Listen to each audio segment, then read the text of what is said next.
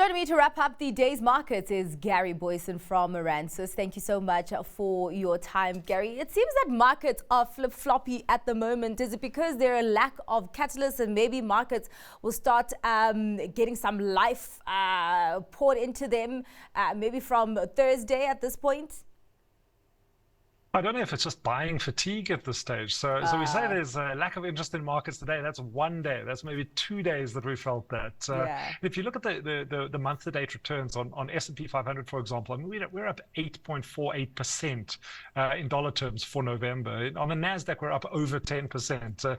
Even on our own local markets, I mean, the top 40 is up almost 9% for the month. So yes, we're having a few down days, and I think that is absolutely reasonable given the incredible performance that we've seen this November. So yes, obviously there's some really big numbers coming up late in the week. As you said, the Fed's preferred measure of inflation, that PCE price index number, that's going to be absolutely critical on Thursday. We've also got obviously US GDP numbers coming out on Wednesday. So two big data points that could skew expectations. And I think, as I said, this rally that we've had, has really been fueled by the expectation that the Fed is done with interest rate hikes. And you can see that in the pricing of the federal funds futures. You can always go online to the FedWatch tool and kind of get the probabilities. But if I look, and I've been watching the end of first quarter, end of second quarter numbers, and currently if we look at the probabilities for a rate cut by the Fed by the end of the second quarter 2024, it's now at 90%. That's the probability. A 90% chance we'll see a cut.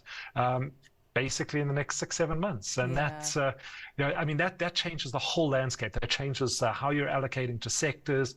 It changes a lot for financial market participants. So if we get a decent PCE number on Thursday, and that I suppose that thesis is affirmed, I think we're going to see maybe a continuation of this rally. Yeah. Well, Gary, quite a lot of bad news coming out of JSE companies today with trading updates, but also including the tragedy that was announced from Impala Platinum. And of course, it was very interesting to see that the other platinum miners are some of the biggest winners of the day today. But we did see that Impala stock declining sharply. And of course, this is after the announcement that 11 miners had died and 75 had been injured. And indeed, our deepest condolences to the families that have lost their loved ones. What impact could this have on Impala?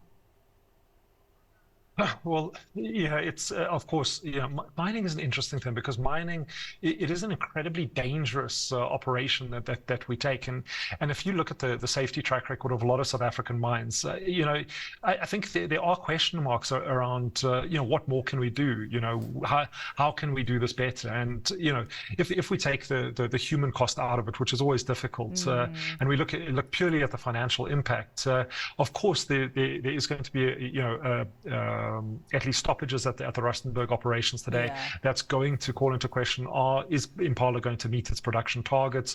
What is this going to have in terms of the production targets? And of course, I think Impala does need to have a look at its its safety. And already you have the likes of Cosatu coming out and starting to point fingers and saying, more should have been done, which is of course what you would expect. This is going to make the business environment for the company more difficult.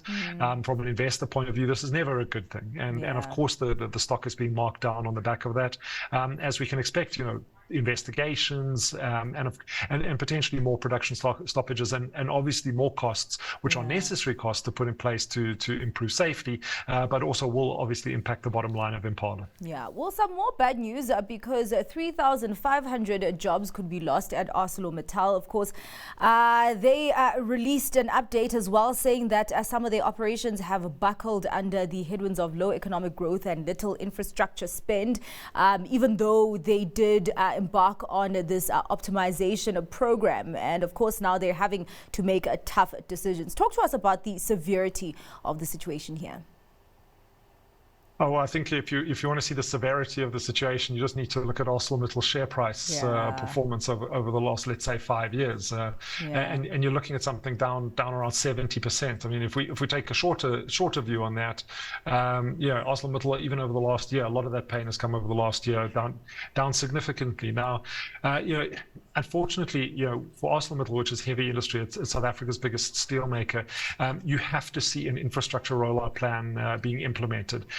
You need to see that's what will fuel construction spending. That's where you're going to see steel demand from. So unfortunately, without an effective infrastructure program, without the funding actually coming through, this makes it a very, very difficult position for the company to operate in.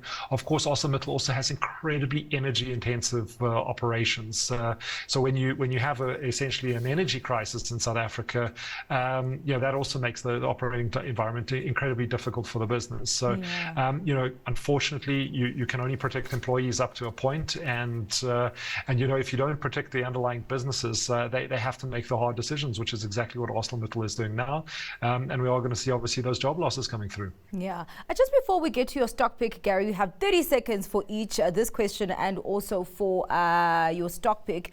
Bidvest, another company that also was not spared from the sell-off. We saw that share down over 8%. I mean, this is a well-loved company, but someone has always said, I think Wayne McCurry actually once said that if a company comes out with a voluntary trading update, it means that there's something really good or there's something bad. And this time, the first line was that the performance during the first 4 months was muted. How did you view that update? Well, obviously there were, this update was provided at the group's AGM, and it was pretty pessimistic, and it's something that I think you always expect Bidvest to be quite moderated in the way that it speaks to the market. A company that is so intrinsically linked to the South African environment, has such a long track record on the market. They essentially do tell it like it is. When times are tough, they will tell you that times are tough, and they telegraph this very well to the market. But obviously the market was hoping for a lot better results from Bidvest. I mean, stock was marked down almost 10% on the day, and I was looking at the volumes as well. The volumes weren't particularly high, so I don't know if this is just big orders triggering, because reading through it, yes, remember Bidvest is a very diverse operation as well, and there are definitely pockets of excellence within this. This wasn't a blanket bad trading statement. So maybe people are a little bit worried that they weren't doing better in their so in their solar and renewables business, which I think there was a lot of hype around. But overall, what were people expecting? This is a broad, diversified South African conglomerate. We know times are tough. We know that interest rates are high. We know that this is a very, very difficult operating environment. So I don't know what people were expecting, but clearly expecting a lot more than they did. But I mean, for me, it's something that should be in portfolios. And I mean, we were buying actively into the update today.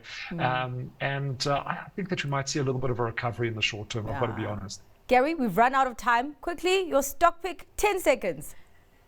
With 10 seconds, Nike. It was very difficult to find because a lot of these stocks have run very, very hard. It's a couple of problems in China, but overall inventory levels will be brought under control, and you can't argue with a brand like Nike. It's a business that is a true blue chip and a lot cheaper than it has been in a while. So worth adding to a portfolio at this stage. Just do it. All right. So thank you so much for your time today and for your insights, Gary. Really appreciate it. That was Gary Booysen from Rand Swiss.